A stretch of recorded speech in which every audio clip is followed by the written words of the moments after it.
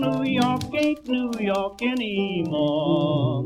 How I miss those old pals of mine. On the morning of September 8th, 1900, disaster struck the vibrant, prosperous island of Galveston, Texas, tearing out its heart. We'll travel back to meet the islanders who defied the full fury of Mother Nature in a great novel. Next. The year is 1900. Galveston flourishes in the Gilded Age. It hails as the pride of Texas exports. On the morning of September 8, 1900, the hopes and dreams of Galvestonians will come to a tragic halt. In a time before storms were named, the Great Storm of Galveston, Texas, has all but become a legend.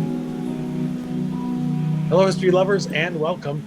You know me, I am your host, Dean Carianis, and this is the History Author Show on iHeartRadio, and a special tip of the hat to everybody watching today's time travel adventure via our YouTube channel. Please do follow me at historyauthor.com and across social media platforms. Plus, you can read my columns in the New York Sun to get my analysis of current events. Those are news, sports, politics, and yes, sometimes even the weather, through the lens of what I've learned from all of these history books on the shelves behind me. In this episode, our time machine travels back to the turn of the last century. Once there, we'll meet the fictional 16-year-old Clara and the Gladys family. And I say they're fictional, but something great fiction does is bring those characters to life for us. And that's exactly what happens in this novel against the backdrop of this worst natural disaster that the United States has ever faced. This was the storm with no name, the hurricane of 1900, and it killed between 6,000 and 8,000 people. And yet, this story has been forgotten. Our guide on this journey is international award-winning author Anna J. Walner, and she brings us Saltwater and Driftwood, a historical novel.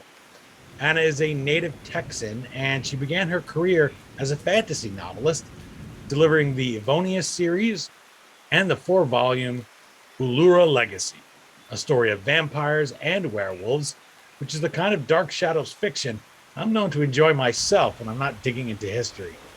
You can visit our guest at annajwalner.com, where you can navigate through to her social media accounts on Facebook, Instagram, and Twitter, as well as her own YouTube channel. Okay, now that we've arrived back in Galveston, Texas, 122 summers ago, just as the rain begins to fall and the sky grows dark, let's join Anna Walner as the sands of the Gulf Coast fill with saltwater and driftwood. And here we are with Anna J. Walner. She is safe and dry and joining us to chat about her novel, Saltwater and Driftwood. Thank you so much for making the time to chat with the History Author Show, Anna. Thank you so much for having me. It's a pleasure to be on today. Well, a pleasure to get your book and to read it. When an author wants to be on, that's always a charge. And then you get the book, and that's exciting. This one, Saltwater and Driftwood, right from the cover and opening it, one of my little tests is if my wife sees it, or when I used to be in an office and somebody walks by my desk and they'll stop at my office door and see it there and say, whoa, what's that book about? And that's what Saltwater and Driftwood has. Let's judge your book by its cover. Let's just start there briefly and tell us what this cover represents, especially for people that are just listening on iHeartRadio and may not be watching on YouTube. What does this cover say to you? How does it come about? Absolutely. So I wanted it to say historical fiction right off the bat and to evoke a feeling of being at Mother Nature's mercy. So inside the bottle, we have a boat that is being tossed about in a storm. And when I saw that, I told my cover designer, that's it. That's perfect. That's exactly, I fell in love with it instantly. So it was an automatic lock for me. You know when you get the right cover, and sometimes there'll be a great book and it doesn't have the right cover. You think it's a little off or doesn't capture it. This certainly does. And for you, I love that this book is not one that you just crank out, but it's one that seems to me at least to be a labor of love, something you've been interested in for just a really long time. You've been fascinated by the weather. You've been fascinated by this great Galveston storm of 1900 in particular. So How did that interest inspire you to write this novel? Because like the book itself, your story has a great plot to it. You have a great origin story about how this book comes about. So tell people that are listening and watching a little bit about how the book comes about. Thank you. So growing up as a kid, we were a beach-going family. We visited every beach along the Gulf Coast, mostly in Texas, Galveston, Port Aransas. So I grew up around the ocean because that was our go-to destination. We didn't go skiing and we didn't go to the mountains. We went to the beach. And so growing up, my dad told me the story of the Great Storm of Galveston, 1900. And for some reason, it just locked into, I just locked onto it. And it was such a fascinating subject that I devoured everything that I could on the topic. And there wasn't much to find because our Wikipedia at that time was a card catalog. And so mostly what I came up with were encyclopedia articles, some microfiche, film of the actual, news clippings from that time, but not a lot else. So it was always kind of one of those things that was a big mystery to me. And I wanted to delve deeper and get more information. I am a curiosity seeker. I'm cursed with an insatiable curiosity. And so I became a lover of all things weather, and the storm itself has just sat with me for decades, begging to be told. Anything that I see that has anything to do with the Great Storm of 1900, I will pick up. It's an automatic buy for me. It's an automatic watch for me. So, and I couldn't find a historical fiction on the storm. And I thought, how sad that is. And maybe one day I will get the courage to write that book. And I did. Now it's great. I went, and people who are watching on YouTube will see some of these newspapers that from the comfort of my chair, I could just go and look at the newspaper archives, start searching about the storm and learn. And I think that's another real service that good historical fiction does, and Saltwater and Driftwood does do that, is it makes you want to learn more about the real events. You hear something like 5,000 to 6,000 or 8,000 people died, and you say, well, was that real? And then you go and you look, and you inspired me to do this, and even though I'd heard of the storm, and there's one page of the newspaper that just had more names added to the dead.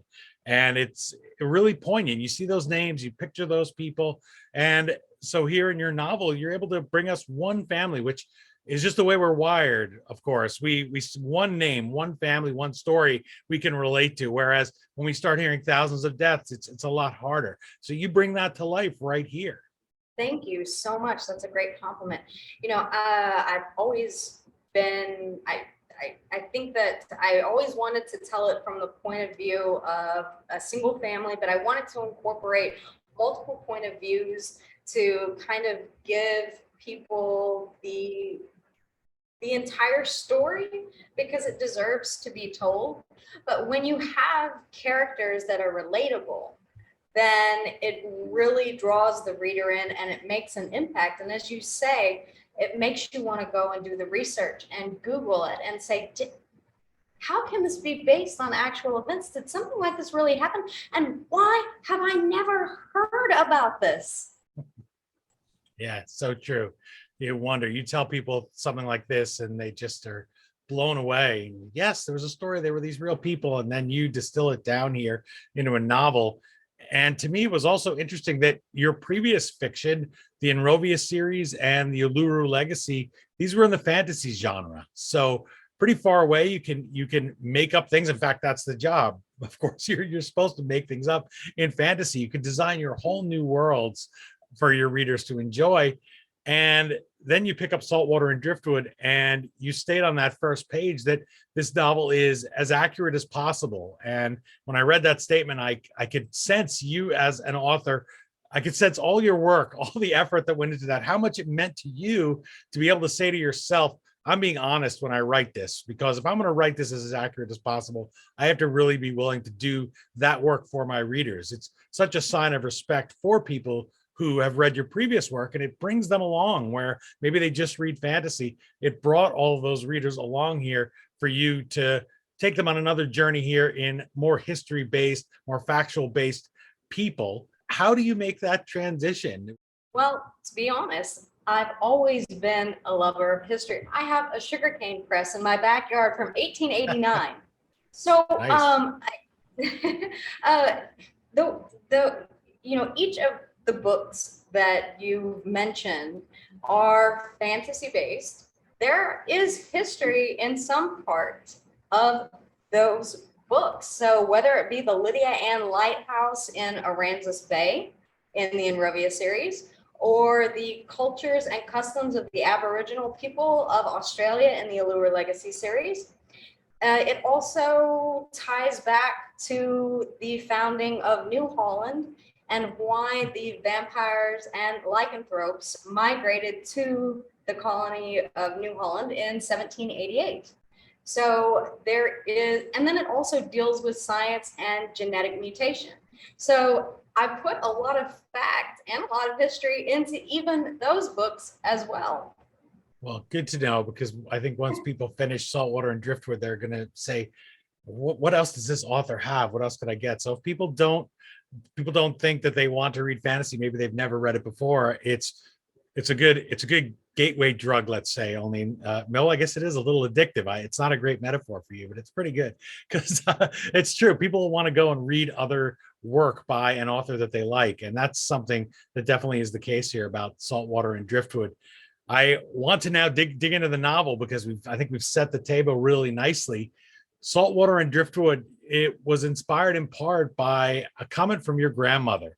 And this is one reason it's important when we're, whatever age we are, if you have older people, older relatives, or even older neighbors that you could speak to, sit and listen. And by all means, now we all have cell phones, right? So pick it up and just ask them if you could start recording, because once they're gone, the stories and the first person accounts are gone. But your grandmother says something to you at 95 that she wished she kept a journal of all of her experiences across her long life. So how does that regret of hers help inspire your fictional heroines? And do you keep a journal of your own? I'm betting that there was one at some point. Oh, I write in it every night. I actually have two journals. I have a personal journal that I write in every night, and then I keep another journal for my daughter of things that I've experienced and current national events that have occurred that she might want to see my thoughts on later in life, if she is too cursed with that insatiable curiosity that I had as a child. But she did. My grandmother was tough. She was really tough. She grew up in a small town in East Texas, and she would walk to school. I know I walked 40 miles in the snow. No, she was very realistic about it. She said, the school was about an hour and a half away. It took me, this long to walk. We would go to town in horse and buggy. She had lived through the Great Depression and the World Wars, the Cold War, so many things that she had seen, and the way that, everything had come along in her long life. She said, I wish I could do what you do, and would have written it all down. And I was so fascinated. I would ask her questions. My grandfather was Native American, half Native American. So his mother was full-blooded Native American. And I was so fascinated with that. And I would ask her endless questions about culture and about, he served in the Second World War. And so I was always asking questions. I was the annoying granddaughter that was constantly asking her questions. But yes, that's where I got the inspiration to start Saltwater and Driftwood. So I always say that my writing begins with a simple sentence or thought or paragraph that really just kicks the book into motion. And it was then 5 years ago, this was 5 years ago that she passed, that I started thinking from that point of view, what if there were a journal that was found by a great-granddaughter or a granddaughter that was written a long time ago about her experience during the Great Storm, or reflecting back on that time in her life? And so the book begins with the discovery of this journal. I got a perfect segue from you there, because I like to ask novelists to read a brief passage, gives readers a taste of your writing, but also gives them a hint at what you find exciting and interesting. So set up this snippet for us and you can have at it, and we'll get a little taste here of Saltwater and Driftwood. I already have one passage bookmarked. In the blackness of the living room, the men debate on staying inside or venturing out into the storm. The theory of one side being that staying inside once the structure succumbs would prove more dangerous. The opposite argument is made that without the remaining protection of the weakened walls around us, we would be exposed to the elements and unknown dangers that have not reached what is still left standing. It is no doubt now, as the house dances with each swell of the waves, then settling once more, only to swell again, that we are well and truly at the mercy of the sea now. We have no control over anything but our own wills to survive. Shrieks and screams overtake the sound of waves as the second floor gives way. The crashing and ripping apart of boards are followed quickly by the sounds of water being hit with force. The swells flow in from each lump of chimney or terrace, each bed and each decorative steeple that once graced the tops of the house. You go through so much of the imagery there in such a tightly written paragraph or a couple of paragraphs, and you feel like you're in the storm. And that's something I definitely wanted to ask you about, because you have your characters. How do you put yourself in their shoes? Have you been through these storms? I know there's Katrina, Andrew, Sandy.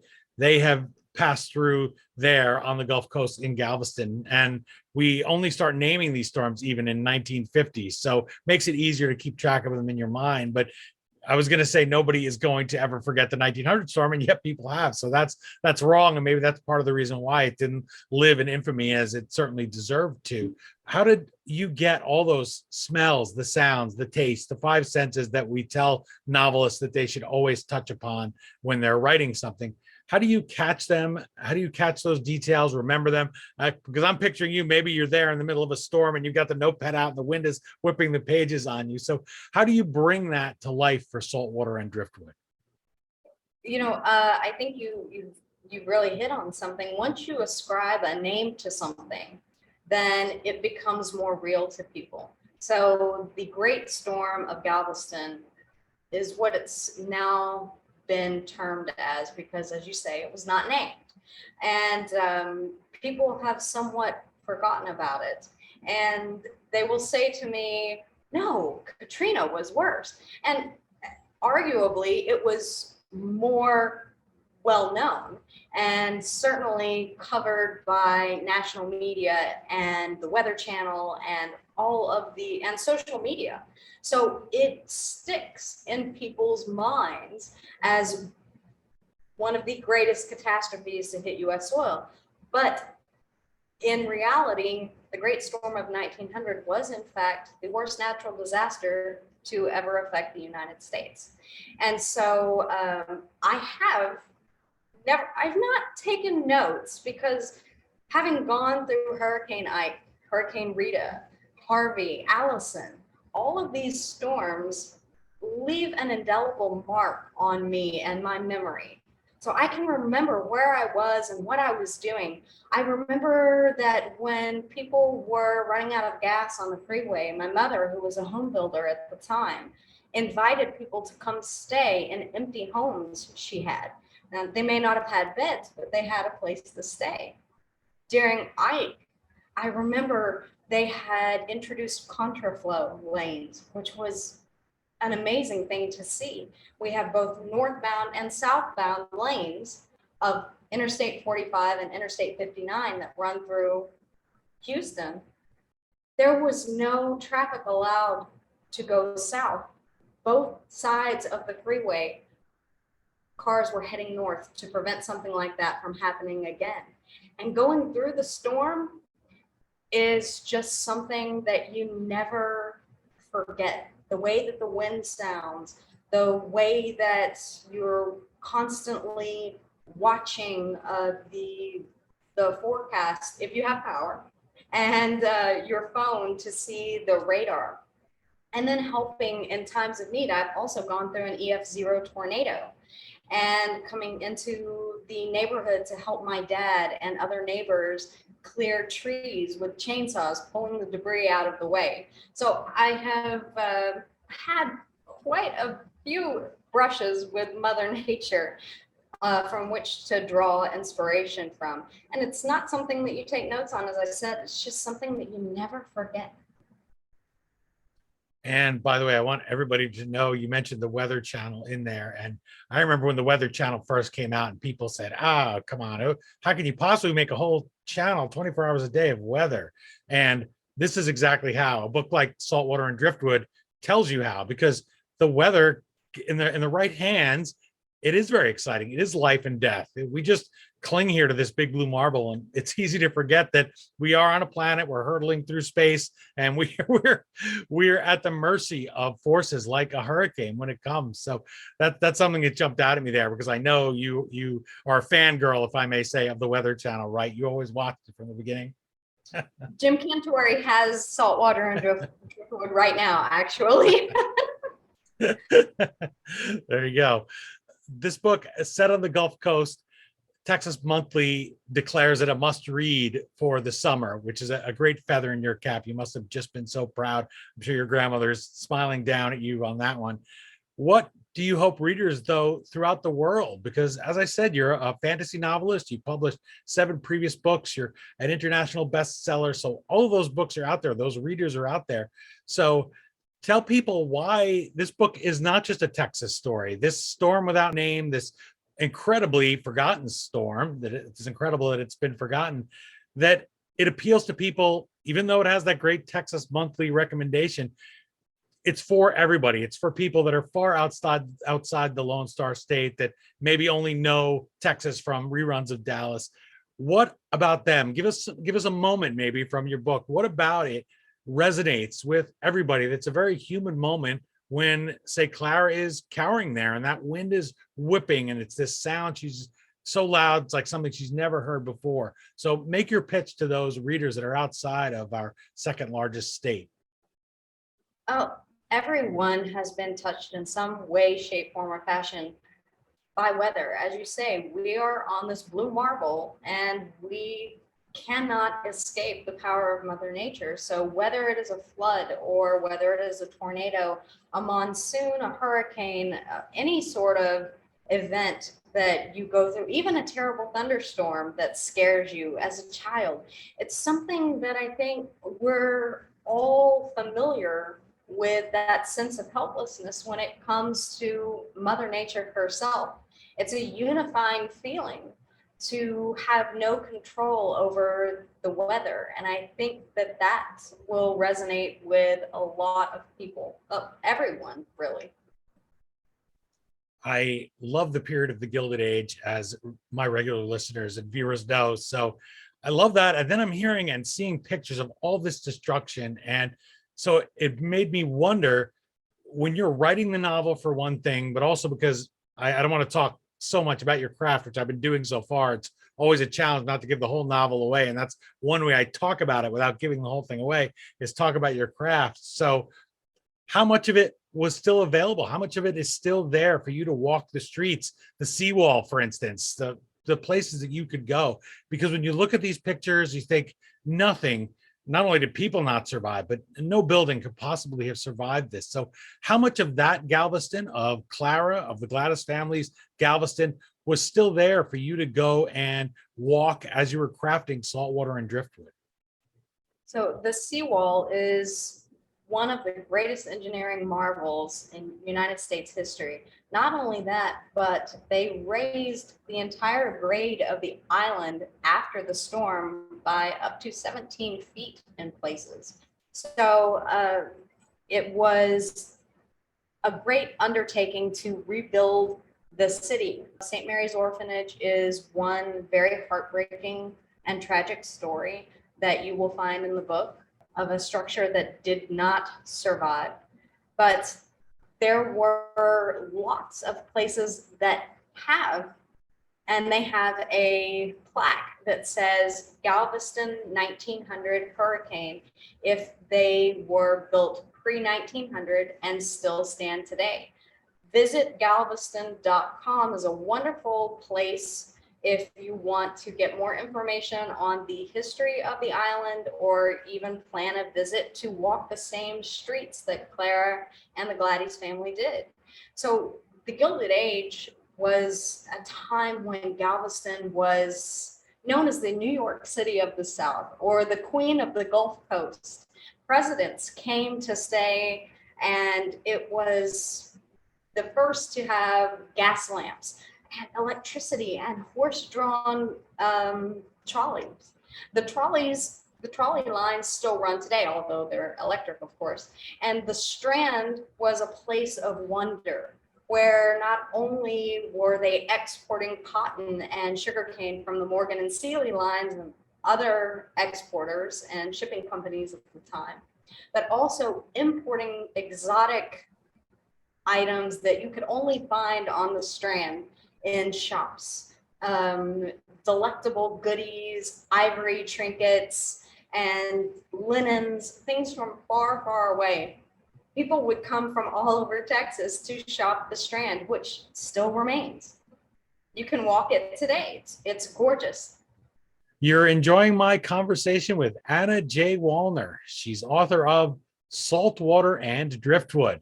It is a wonderful historical novel, and as you can tell, I'm excited to talk about the real history behind it, but also has a wonderful plot. It does what a good novel is supposed to do, keeps you interested, and makes you want to know more about these people that she's telling a story about. Even though they're fictional, they come to life. Visit our guest at annajwalner.com, where you can navigate through to her accounts on Facebook, Instagram, Twitter, and also YouTube. Reader's favorite writes of the book, it's a captivating tale of survival and human resilience. Saltwater and Driftwood hooks you from the start and refuses to let go until the end. Author Anna J. Walner perfectly captures the sense of panic and dread in the face of calamity. Anna, there's two things about that review. One is the word resilience. That really jumps out at me there, because you look at your main character, Clara, and she's 16. And when you say that age, it's so vivid for all of us. I don't know if there's another age that's as vivid. Even 21, I guess, is a milestone, and 50 is a milestone, and 13, I guess, is a milestone. But 16, and you think of the Gilded Age, you think of the pressure that's put on a young woman, and she's struggling anyway, as we all do at that age. In fact, this is the period of time when even the word teenager is invented. We didn't always think of teens that way. So she has this conflict with her mother. This is the Victorian era, still is the Gilded Age. America in this period is more Victorian, as we think of it, than the Victorians over in England in this period of time, where they were a little bit freer. So how did your characters in Saltwood and Driftwood demonstrate the resilience of Galvestonians in particular, but also just of people in general? How do you hope, or how did you craft the tale, since you made her up, that Clara and the other people in your novel would show that resilience and would inspire all of us to keep turning the page, because we're rooting for them? And then maybe when we're stuck in that storm, we have that weather-related challenge or some other disaster in our lives, we think of Clara, we think of Saltwater and Driftwood and your characters, and it inspires us to say we could do it. We can reach down inside and survive this. Clara is a delight in contrast to some of the other characters in the book. And that was part of the process in writing the distinct characters and their inner voices, letting them come through. So when each character is talking, you know instantly who they are. Clara is in the blush of her prime, I guess you would say. But this is also the 1900s, was the time when it was very debutante galas and the coming out parties, high teas, and everything was so very new. Galveston was at the forefront of all of this. So it was a time when she felt very, as it says in the book, there was a spark inside of me that mother said, if left unattended, would burn out of control. So you see that defiance in her that she does not wish to be made a proper wife. She does not think that she has that capability to be, she's more independent, and she sees that in herself. Whereas Lydia, her sister, is by the book, she is going down this path that her mother has set for her, the aspirations of gaining stature within Galveston society or Houston society, and she's perfectly fine with that, but Clara is not. And that spark of fire that I reference in the beginning of the book continues to burn in her even through the storm, and you see that after the storm as well. Now, mind you, this is a town that has no other way in and out other than rail. And at this time, after the storm, there was no help. There was no way in. So Galvestonians had to band together and take on this monumental task of search and rescue, of taking care of the wounded, of other things that come along with a disaster of this magnitude, not having any help from the mainland. So you see that Clara really embodies that fortitude that's beyond her years to continue on and through what could have been, although it does stay with her, it's not a defining point in her life that has broken her. She continues on. And I think that that is the real message of how we still in Texas, when a huge storm hits, you know, we come to the aid of our neighbors and we all rally together to pick up and start again. It's just what we do. Couple of things there, just for people that are listening at home and looking for a great novel and thinking about picking up Saltwater and Driftwood. In good fiction, one of the things we have to do is put people in what they call the crucible.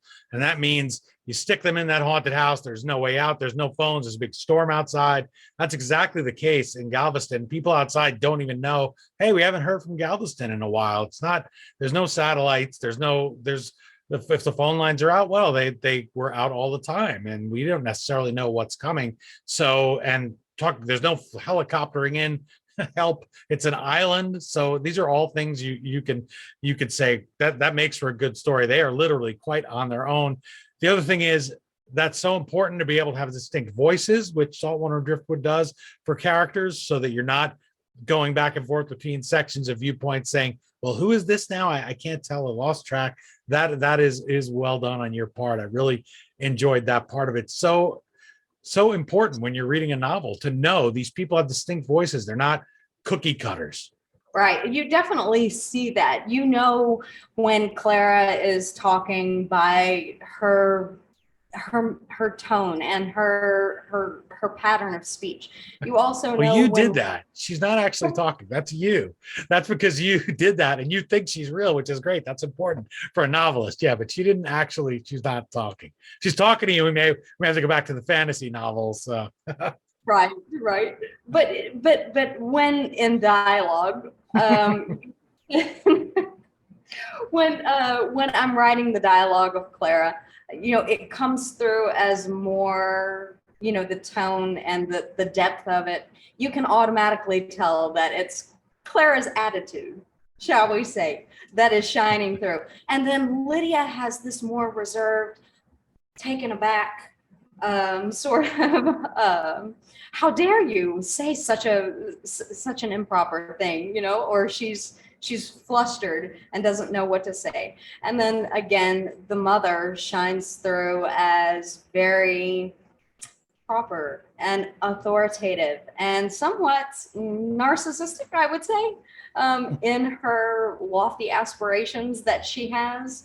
So you get the distinct, and Grant, as well, who you'll learn of in the book. You know, he comes across as more grounded. So Clara and Grant continue to be two of the fan favorites and reviewers' favorites in the novel, for those reasons, because they're a little more progressive, and this is when women are starting to desire more of a voice and have a little more control over what they want to do. As Clara says, I don't wish to marry for money, I wish to marry for love, and sort of goes against the system. So now we would think, who would want to meet a 16-year-old that doesn't want to marry for love and have those aspirations? And another bit of great writing there is you saying she has that spark inside her. And I think, I mean, I'm in my 50s now, early 50s, but still, you know, we're not in our teen years anymore, my wife and I, but you see somebody with that spark in them who tells you that, you immediately remember your own sparks in yourself. And then you say, this storm is a big wet storm with a lot of rain and wind, can very easily extinguish a spark. So I like things like that are buried here in Saltwater and Driftwood. And I also wanted to mention a quick little thing there about that reader's favorite that gave you that nice review. You'll read a lot of places, people hedging a little bit and saying, one of the worst storms, a very bad disaster, arguably the worst. And I just want people to know this is the worst. On the Gulf Coast, you have this uneasy relationship with the sea, and that's what we're experiencing here in Saltwater and Driftwood. That's something that I think you really wanted your readers, Anna, to experience with you, that this really was the worst. This is a huge loss of life. And even though we naturally think something like even 9/11 or Superstorm Sandy up here in the New York, New Jersey area that was very bad, we assume that must have been worse. But this really was the worst. And that's something I think is very important to you to express to your readers. That's what they're getting here. They're getting a story that hasn't been told before, even though you can't believe it hasn't been told before. I know that was the main focus of the story, is that when I tell people about, hey, have you heard about the great storm of Galveston, 1900? I receive blank stares sometimes.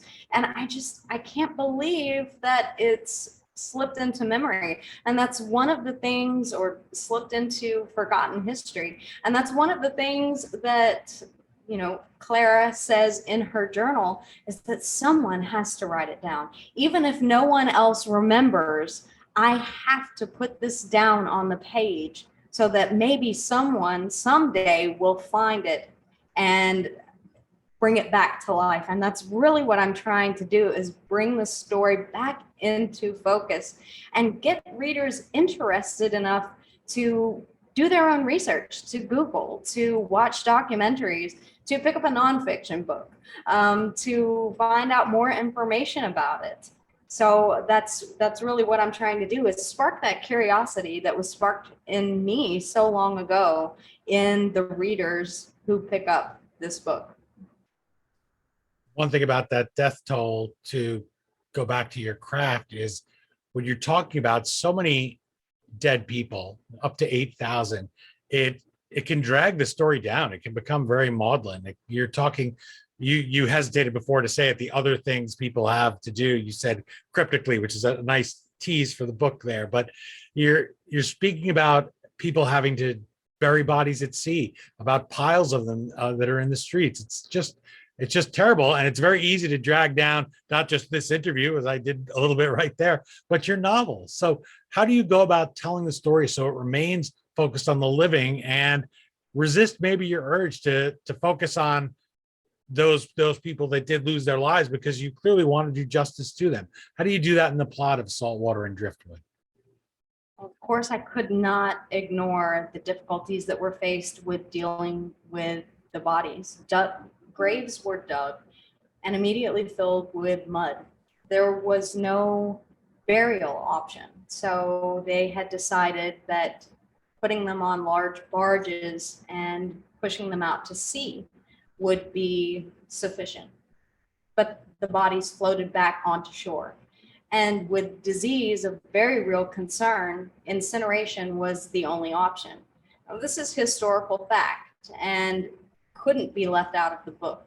So while I do incorporate the actual events that happened with the disposal of the remains, I also focus on St. Mary's Church and the survivors there, and Clara's story, and the people she meets who are also survivors, and then her plan, without giving too much away, her plans after the storm. So the book continues after the storm to make it more well-rounded and sort of finish out where the journal ends.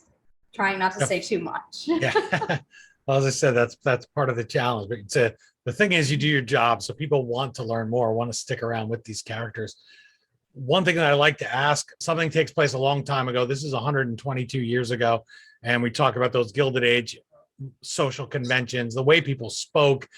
We talked about dialogue. So those attitudes, in your case, how do you approach those challenges in Saltwater and Driftwood? So you stay true to the period, but you craft a character that's realistic and contemporary, because I think that nowadays there's a lot of tendency to think everybody back then, every woman must have chafed against the conventions of society. And those that did, well, we don't even want to pay attention. They're just these two-dimensional shrews. So here in the case of Clara, in the case of some of your other characters, you want to keep them relatable, and also you want to make sure that it's historically accurate. So how do you go about that so readers could enjoy and relate to the characters, but the story that you tell is still realistic and true to the time when, let's face it, Clara was not going to be burning her bra anytime soon, or maybe her waistcoat.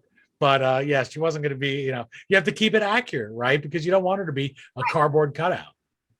Right, you do have to. So I tried to do that on multiple different levels with keeping the historical accuracy, but also showing Clara's small contemptuous ways against her mother, which I think all teens and even adults can think back to a time when they've bucked against their parents' wishes, in a way where they didn't want to go to prom with so-and-so, or because that's, who they were supposed to go with, or things like that. So trying to incorporate some of those natural emotions that we all retain that are just human emotions. So fear, love, longing, hope, dread, fear, taking all of those and really incorporating universal emotions into the characters while still painting the picture of the oleander-lined streets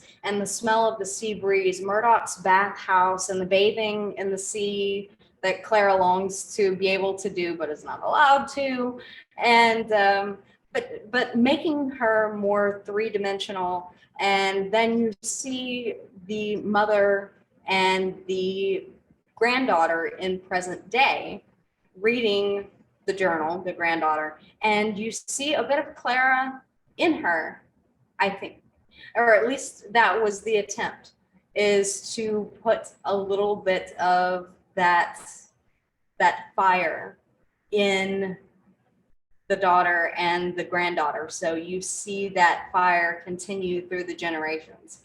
By the way, I know I should have said shirtwaist there. And I said waistcoat. I didn't mean that. Waistcoat. So please don't send me angry emails. Or petticoats. Yeah, those she might have been willing to torch. They will go up well. If you don't know the triangle shirtwaist fire, by the way, that little reference to that, speaking of horrible disasters right here in New York City. Yes, and one of the things that she most desperately wants is to be allowed to wear a bathing suit, which in that time was not revealing at all. If you look up pictures and do the research, it's basically like short overalls. And so, but proper ladies do not bathe in the ocean, as is what she is told.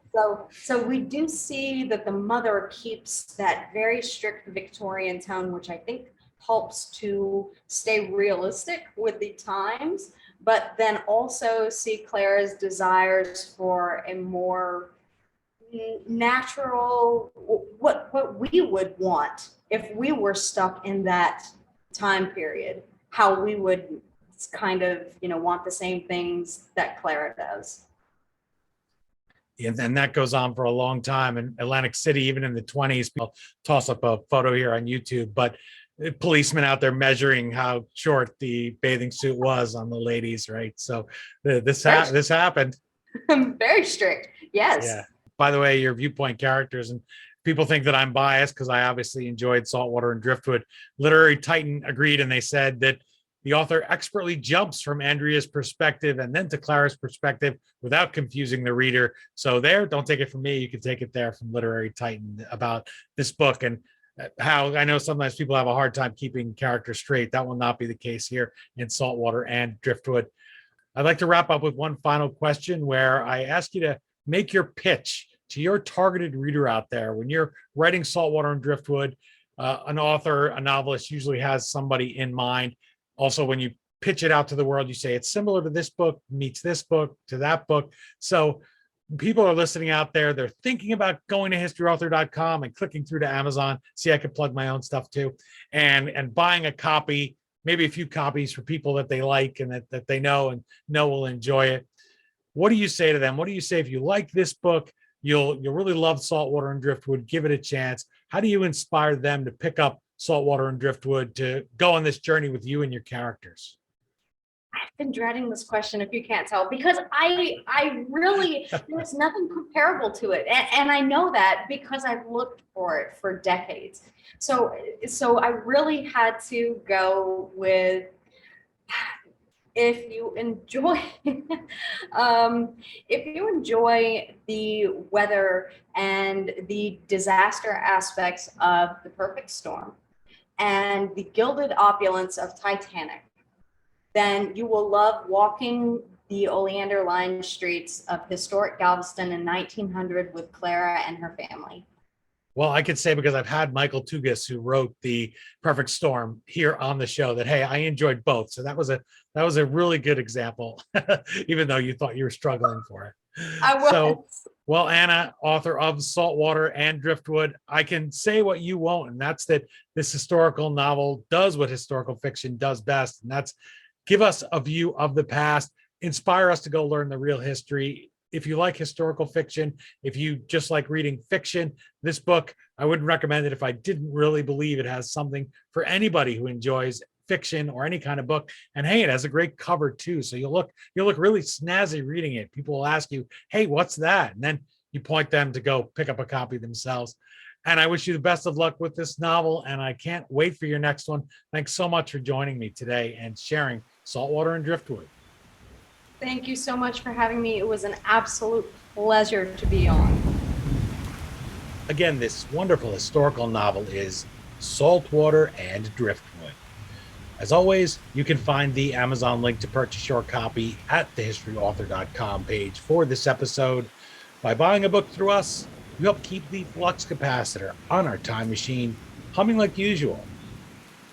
My thanks to Anna J. Walner for joining us and for bringing us on a fictional journey of real-life events against the backdrop of the storm with no name that killed so many.